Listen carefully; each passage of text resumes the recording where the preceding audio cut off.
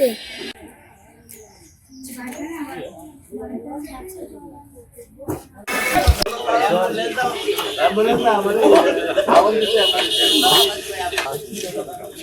ওই যে আসছে তো এখানে আছে বলে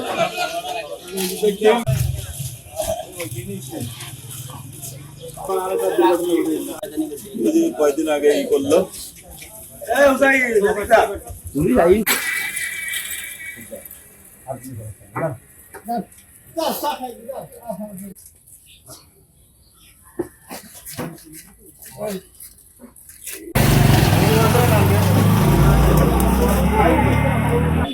হয়তো পুলিশ টুলিশ আসি এটা ই করে দেয়, দেখবি কি আছে না আছে, কোনো কিছুই জানি না। হ্যাঁ, এখানে আমাদের লোকজন বসে থাকে।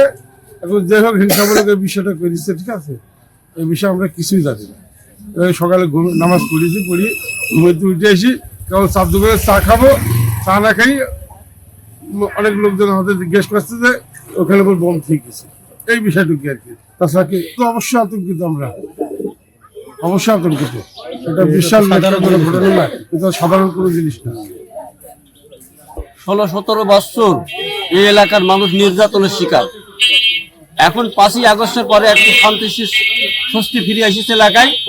একটা চক্র এই বিএনপি এবং জামাতের ভিতরে একটা ফাটল সৃষ্টি করার জন্য, একটা দ্রুত সৃষ্টি করার জন্য, মানে এই একটা চক্রান্ত এই কাজটা করেছে, যাতে এই এলাকাটা আবার অশান্ত থাকে।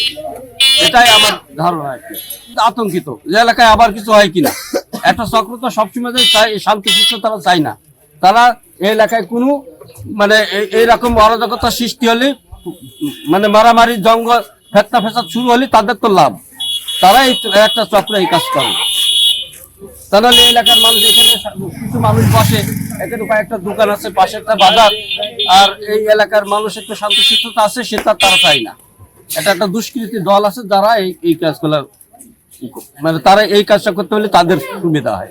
আসলে সামনে যে 12 তারিখ জাতীয় নির্বাচন, সংসদ নির্বাচন, এই নির্বাচন কে সামনে রেখে আমাদের হুমকি স্বরূপ। কারণ এই জায়গা থেকে আমাদের 7, 8, 9, 6 আমপুর, মারিটি, কেশবনগর, ভোলাডাঙ্গা এই অঞ্চলগুলোকে এখান থেকে নেতৃত্ব দেওয়া হয়, এখান থেকে বিএনপি পরিচালিত হয়। এই জায়গায় আমরা বসে, আমাদের যত মুরব্বী আছে এই জায়গায় এসে বসে চা খাই। এই জায়গাটা এই জন্য ওরা রেখে গেছে যে এইটা আমরা বেশি নির্বাচনে বেশি ইয়ে না করতে পারি, এটা হুমকি স্বরূপ আর কি। আমি এটা হুমকি স্বরূপ বলছি।